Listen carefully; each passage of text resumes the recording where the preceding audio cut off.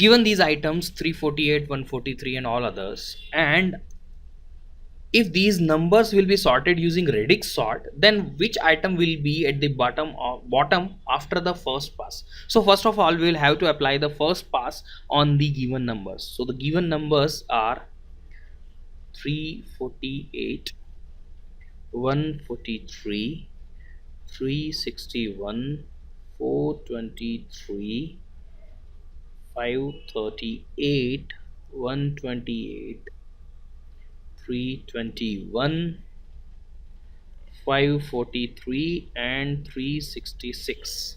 Now these numbers are actually arranged into different columns, right? The columns are 0, 1, 2, 3, 4, 5, 6, 7, 8 and 9.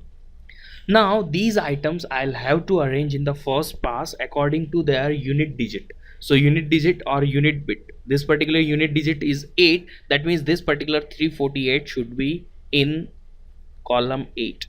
143 should go into column 3. 143. 361 should go into column number 1. Then 423 in column number 3. 538 in 8, 120 is also in 8, 321 in 1, 543 in 3 and 366 in 6. Now after dividing or after just arranging these numbers into different columns, I will have to make a particular order of these numbers starting from 0th column to up to 9th column. So these numbers will be arranged. First 361 will be collected, after that 321 will be collected, after that 143, then 423, then after that 543, then 366, then 348, 538 and at the end 128 will be there.